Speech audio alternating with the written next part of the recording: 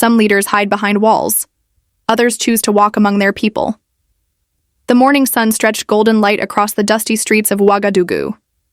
From the gates of the presidential palace, President Ibrahim Traoré stepped out, not into an armored convoy, but onto the open road. His security detail kept their distance, letting him move as he always preferred, on his own 2 feet. These walks were never just a habit. They were his way of feeling the nation's pulse, hearing its sounds, breathing its air, touching its reality. The city was alive with the rhythm of West Africa. Market vendors shouted prices in sing-song voices. Children darted between stalls, their laughter ringing out. Motorcycles hummed as they wove through traffic. A breeze carried with it the scent of grilled meat mixed with the dry tang of dust. With every step, he moved like just another man in the crowd, not a president sealed away behind tinted glass. Then, as he turned a corner near the central market, he froze. Under the patchy shade of an old baobab tree sat an elderly man on a bench made from wooden crates. His clothes, faded from countless washes, were patched and threadbare. But it wasn't poverty that stopped Traoré in his tracks. It was recognition. The way the man held himself, the careful tilt of his head, the slow turning of a page in a worn book, all of it came rushing back. Professor Ismail.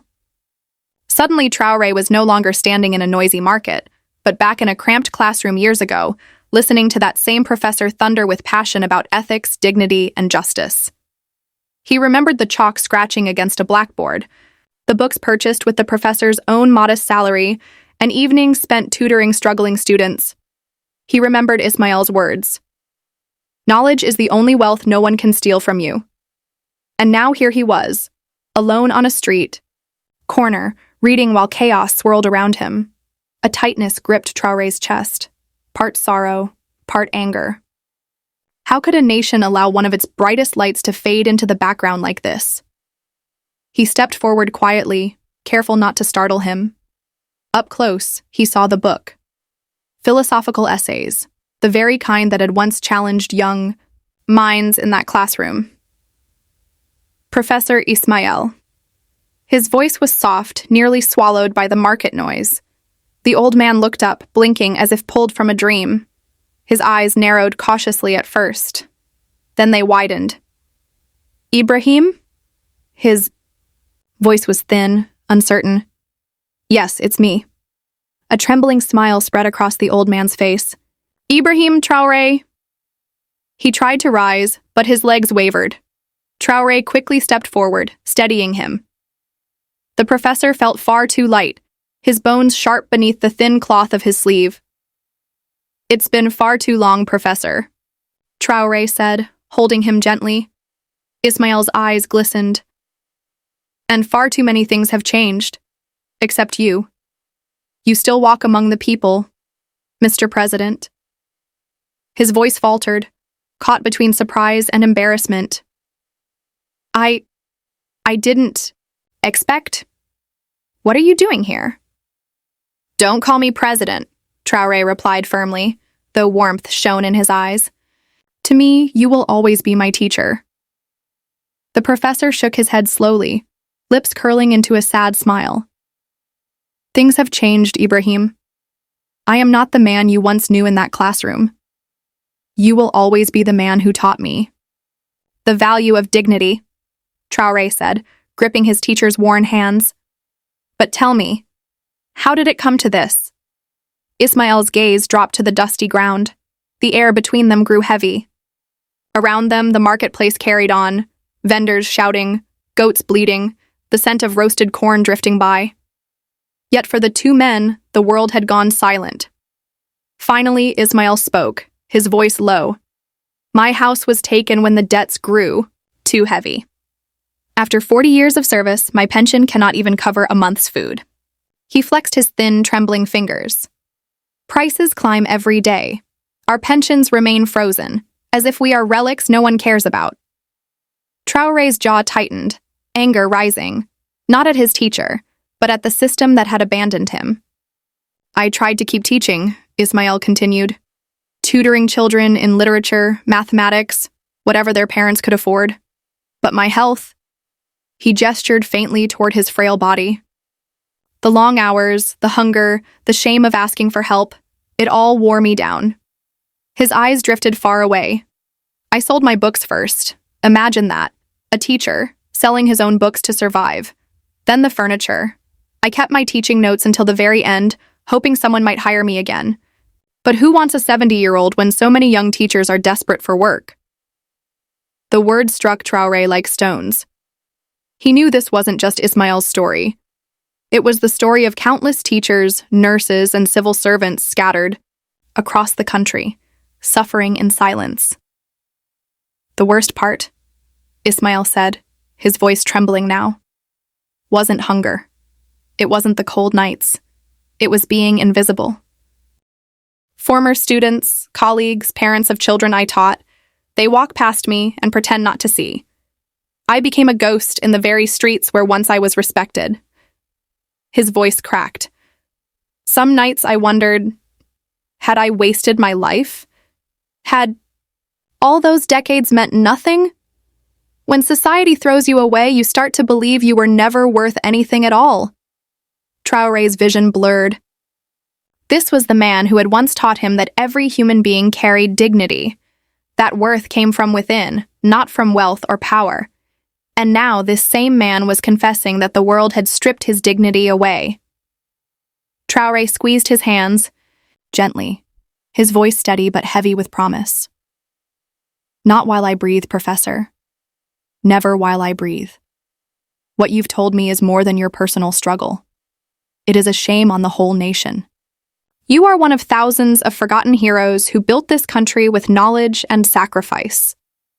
Ismail lifted his head, surprised by the fire in his former student's eyes. Ibrahim, I appreciate your concern, but one man's hardship is not the greatest problem for a president. You have a whole country to think about. That is exactly my point, Traore replied firmly.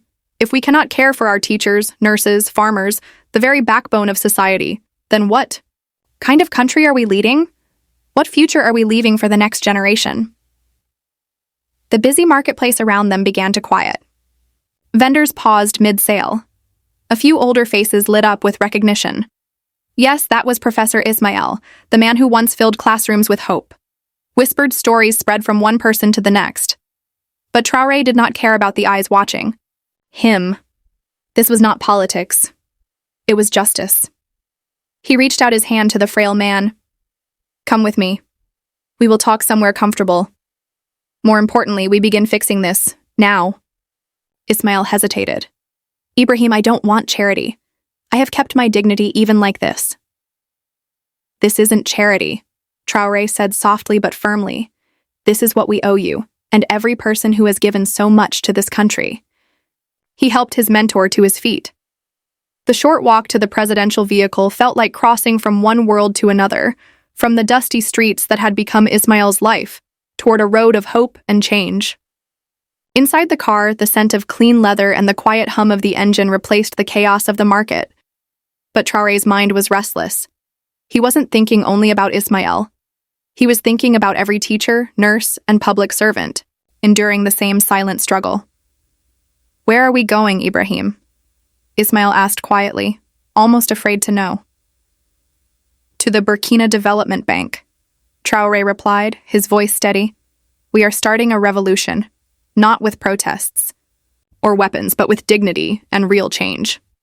At the bank, manager Musa Ouedraogo was finishing paperwork when his secretary rushed in, breathless.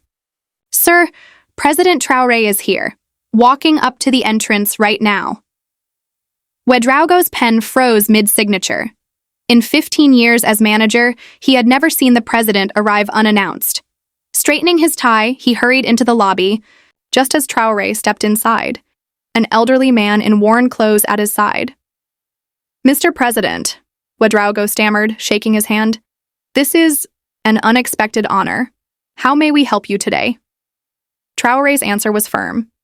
Mr. Ouedraogo, meet Professor Ismail Zongo, one of the greatest educators this country has ever known. He taught me philosophy and ethics. He inspired thousands of students over the years. Ismail stayed silent, overwhelmed by how quickly his life was shifting. Around them, bank employees and customers began to gather, sensing something important was unfolding. "Professor Ismail has been living on the streets," Traore said, his voice carrying across the marble-floored lobby. "Because his pension cannot even cover the basics. Ibrahim, I'm grateful, but I cannot accept help unless everyone in my position receives the same." Traore smiled faintly, placing a hand on his teacher's shoulder. "You taught me that leadership means fixing the system, not just saving one person. What starts here will help thousands." An hour later, Ouedraogo returned with a plan. "Mr. President, with government backing, we can launch an immediate relief program. Based on our records, roughly 3,000 retired teachers and 5,000 other public servants qualify." "Do it," Traore said firmly, "and send me regular updates. This isn't for headlines. It's about changing how we value the people who built this country." By late afternoon, the movement had grown beyond the bank. Television crews arrived. Reporters jostled for quotes. Social media filled with personal testimonies. A retired nurse named Aminata Khan posted a tearful video about training dozens of young health workers, yet being unable to afford her own medicine. A former agricultural officer wrote about teaching farmers modern techniques for decades, only to lose his own land to unpaid taxes when his pension fell short. By evening, Burkina Faso values was trending internationally. African leaders and development experts hailed Traore's move as a model for tackling systemic inequality. The next morning, Professor Ismail stood beside the president at a small press conference. He wore clean clothes and looked years younger after receiving medical care. His voice, once frail, now carried steady strength. "Today," he said, "I have seen the values I taught my whole life, dignity, compassion, and social responsibility, turn into action. President Traore has shown that true leadership means seeing the human being behind the statistics." The applause was long and heartfelt. For many, this moment felt like the beginning of something far bigger than one man's rescue. A new kind of revolution had begun, not built on protests or politics, but on restoring honor to those who had served their nation. 6 months after that life-changing meeting under the old baobab tree, Burkina Faso felt like a country reborn. What had started as a simple act of compassion between President Traore and Professor Ismail had grown into a national movement, the Dignity for Service program. It was no longer just a dream on paper. It was real. It was changing lives every single day.